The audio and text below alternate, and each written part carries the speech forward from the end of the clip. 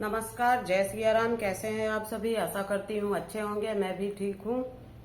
और माता सीता जी के स्वयंवर की कथा चल रही है, धनुष यज्ञ।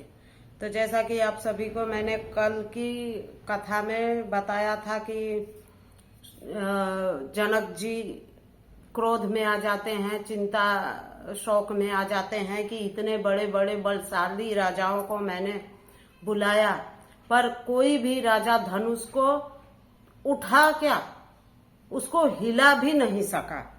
तो राजा जनक जी कहते हैं, ध्यान से सुनिएगा, एक बेटी का पिता होने का कितना वो होता है, आप सभी ध्यान से सुनिएगा।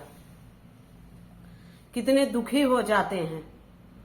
बल मरोड़ के भूप वहां बैठे हो लगते भाव, ठोक रहे भुजदंड को दे मूछो परताव। धनुष उठा शिव का नहीं, हार गए भूपाल, देख दशा भारी गए क्रोधित जनक कुमार। जनक महिपाल ये सब तमाशा देख के और जनक जी को गुस्सा आ गया कि इतने बलशाली योद्धाओं को मैंने बुलाया क्यों है? तुम्हारी शकल देखने के लिए। अरे धनुष को उठाना तो सही, उसको हिला भी नहीं पा रहे हैं ये लोग। तो आगे सुनिए। हाँ, अफसोस मुझे होता भारी, प्रण वृथा ही मैंने ठाना है, कर सकता पौड़ी से न कोई, अच्छी तरह से जाना है। अरे सब बहुत बड़ी गलती मुझसे हो गई कि मैंने ऐसी प्रतिज्ञा ले ली जिसको कोई भी पूरा नहीं कर पा रहा है। आए हैं भूप सभी यहाँ पर, बलवान सभी बनते भारी, हिल सका धनुष भी नहीं तनिक, सब भूप यहाँ पर हैं हारे। भाइयों और बहनों, डिस्टर्ब करने के लिए ये देवी आ गई है मुझे, मेरा टुक्कू बिल्ला, वो आके कथा सुन रहा है। जब तक मैं कथा कहती हूँ वहीं बैठा रहता है बड़े शांति से, पर आज शोर मचा रहा है। उसको भी यहाँ एक बैठना है, तो क्षमा चाहती हूँ। हारे हो गया यकीन मुझे पूरा, क्षत्रियों की वीरता हीन हुई, अब रहा न कोई वीर यहाँ, यह पृथ्वी वीरहीन हुई। जनक जी गुस्से में आ गए और कहते हैं कि आज मुझे यकीन हो गया कि ये पृथ्वी क्षत्रियों से हीन हो गई। कोई यहाँ पे बलशाली योद्धा बचा ही नहीं पृथ्वी पे, ऐसा जनक जी कह रहे हैं बड़े क्रोध में सभी वीरों के पूरी सभा में। सही बात भाई, इतने बड़े बड़े वीर आप लोग आए हो और एक धनुष नहीं हिला पा रहे हो। आगे सुनिए। जो होना था सो हो रहा, जो होना था सो हुआ रहा, विधाता को जाओ अपने घरों को, वृथा दिया प्रणरोप। गुस्से में आके जनक जी ने सबको हाथ जोड़ लिया कि जो होना था वो तो हो ही गया, अब आप कृपा करके अपने अपने घरों के लिए प्रस्थान कीजिए, ऐसा जनक जी कह रहे हैं। अब हुई धरा वीरों के हीन, धरती पर कोई वीर नहीं, क्षत्रियों की ताकत हुई खत्म, है कोई भी रणधीर नहीं।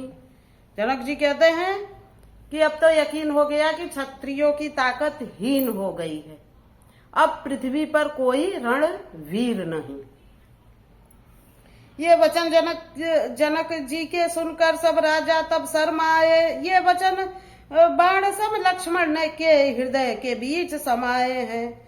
फिर वहीं पे विश्वामित्र जी के साथ राम लक्ष्मण जी बैठे थे, तो जनक जी के ऐसे वचन सुन के, ऐसी बात सुन के लक्ष्मण जी को गुस्सा आता है। तन गई भृगुटिया लक्ष्मण की, गुस्सा दिल में भर आया है, हो गए खड़े फिर लक्ष्मण जी, रघुवीर को शीश नवाया है। फिर लक्ष्मण जी को गुस्सा आ गया, भाई क्षत्रियों को का इस तरह से अपमान हो और जो क्षत्रिय बैठा रहे वो सहन थोड़ी ना करेगा। तो लक्ष्मण जी को बहुत तेज गुस्सा आता है और फिर उन्होंने श्री रामचंद्र की सामने शीश नवा के और कहते हैं, जनक भूप ने जो कहा ठीक नहीं है बात, रघुवंशियों के शान में खिलाफ है ये बात। लक्ष्मण जी कहते हैं कि जनक जी आपने जो बात कही है वो ठीक नहीं कही है। आपने क्षत्रियों के खिलाफ जो बोला है वो सही नहीं बोला है, ये लक्ष्मण जी कहते हैं। आगे सुनिए।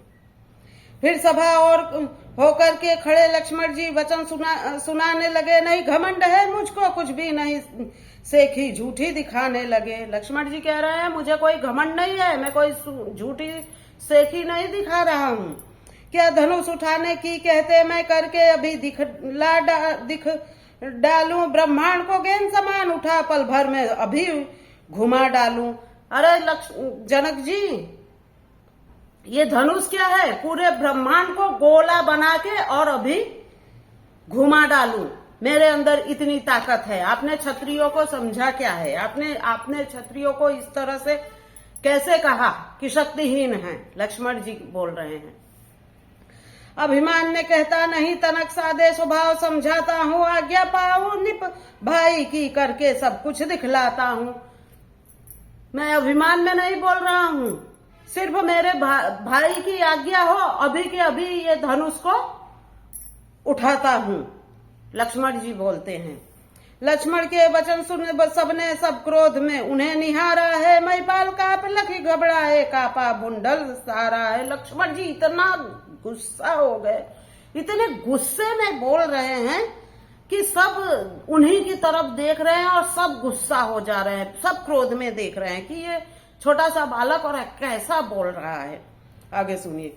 हो गया सभा में सन्नाटा, सबके चेहरों के रंग उड़े। लक्ष्मण के ऐसे वचनों को सुन शर्माए मिथिलेश बड़े। पूरे सभा में सन्नाटा हो गया भाइयों और बहनों, और मिथिलेश राज जनक जी लक्ष्मण जी के ऐसे वचनों को सुन के और शर्माने लगे कि उनको अपनी बातों पे पछताने लगे कि मुझे ऐसा अपमान नहीं करना चाहिए। उस सीता ने ये वचन सुने, आनंद बड़ा मन छाया है, पर मूर्ति हो जगदम्बा का आशा का चिन्ह दिखाया है। सीता जी ने ऐसे वचन सुने, उन्हें बड़ा आनंद आया और मूर्ति हो जगदम्बा का आशा का चिन्ह दिखाया। फिर सीता जी के मन में थोड़ी तो आशा बंधी जब ऐसा वचन उन्होंने सुना। अब आगे सुनिए। रामचंद्र ने सैन्य से दे लक्ष्मण को समझाए, हो प्रसन्न अति प्रेम से पास लिया बैठाए। श्री रामचंद्र जी उठते हैं और लक्ष्मण को समझाते हैं और उनको अपने पास बिठाते हैं। कितनी अच्छी लगती है कहानी तब की। सुनो तो पूरा दृश्य। मैं तो भाइयों और बहनों कहानी पढ़ती हूँ तो ऐसे लगता है कि मेरे वो सभा है, मेरे आंखों के सामने सभा है, राम बैठे हैं, लक्ष्मण बैठे हैं, जनक की का पूरा दरबार लगा है। मुझे किसी फिल्म टीवी पिक्चर की जरूरत नहीं पड़ती है, सारा मेरे माइंड में ही पिक्चर चलने लगती है और मैं उसी में खो जाती हूँ। अब मुझे ऐसा लग रहा है कि लक्ष्मण जी साक्षात बोल रहे हैं, मुझे ऐसा मन में फील हो रहा है। और आगे सुनिए। अवसर लख विश्वामित्र कही, हे राम न देर लगाओ, अब दो जाप चढ़ा शिव शंकर का, राजा का दुख मिटाओ अब।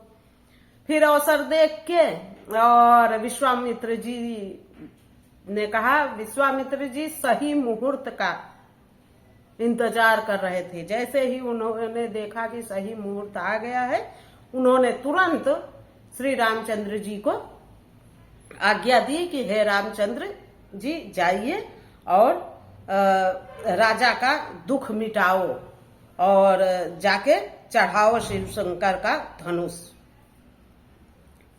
उस पे प्रत्यंचा चढ़ानी होती है ना, तमंचा नहीं भैया, मैंने किसी वीडियो में बोल दिया है। भाई मैं भी आज की महिला हूँ, अभी साध्वी बनने में मुझे टाइम लगेगा। मैं साध्वी बनने के चक्कर में हूँ, चक्कर में नहीं हूँ, पूरा मैंने ये कर लिया है कि मुझे साध्वी बनना है और इसीलिए तो ये सब आध्यात्मिक की तरफ मैं मुड़ गई हूँ, क्योंकि मुझे साध्वी बनना है। तो मैं सारे वेद पुराण सब पढ़ रही हूँ, सारे ज्ञान ले रही हूँ। ऐसे ही थोड़ी ना ये ढोगी पाखंडियों के जैसे भगवा पहन के और निकल दिए, चंदन बड़ा सा लगा लिया और केसरिया वस्त्र पहन लिया, बन गए बाबा। नहीं भैया, मैं पूरा ज्ञान अर्जित करूंगी, उसके बाद मैं साध्वी बनूंगी। हाँ, तो मुनि आज्ञा राम ने पाकर के गुरु चरणों शीश नवाया है, आशीष दिया मुनि ने भारी आनंद हृदय में छाया है। विश्वामित्र जी की आज्ञा पाके और श्री रामचंद्र जी ने उनके प्रणाम किया, चरणों में शीश नवाया और चले उतरकर मंच से रकुल नंदन राम, नर नारी आनंद युत देखन लगे तमाम। इतनी अच्छी ये दृश्य श्री रामचंद्र जी का इतना अच्छा था भाइयों और बहनों कि जब पढ़ने में इतना अच्छा लग रहा है तो देखने में कितना अच्छा लगता होगा। अगर उस जमाने में जो लोग रहे होंगे, हम तो थे नहीं, शायद हो भी, हमारा जन्म दूसरा तीसरा चौथा सातवां आठवां हुआ हो, शायद उस जन्म में हो कुछ ना कुछ तो भगवान के प्रति कनेक्शन हो, जो वो दृश्य दिमाग में आ जाता है जब ये पढ़ते हैं। तो भाइयों और बहनों, मेरा वीडियो 10 मिनट का हो गया है, तो श्री रामचंद्र जी अपने गुरु की आज्ञा लेके और प्रत्यंचा चढ़ाने के लिए धनुष पे जा रहे हैं। अब इसके आगे की कथा मैं आप सभी को कल प्रस्तुत करूंगी। तो आज के लिए से बस इतना ही, और मुझे सपोर्ट करते रहिए। प्रीति राज माऊ विल्ला यूट्यूब चैनल को सब्सक्राइब कर लीजिए, वहां भी मैं वीडियो डालती हूँ, वहां भी मुझे भाइयों और बहनों सपोर्ट करिए। प्रीति शर्मा पेज को फॉलो कर लीजिए, और जो लोग मेरी वीडियो को देख रहे हैं, माता सीता श्री रामचंद्र जी की हमेशा उनके ऊपर कृपा बनी रहे। और इसी आशा के साथ जय सिया राम, जय हिंद।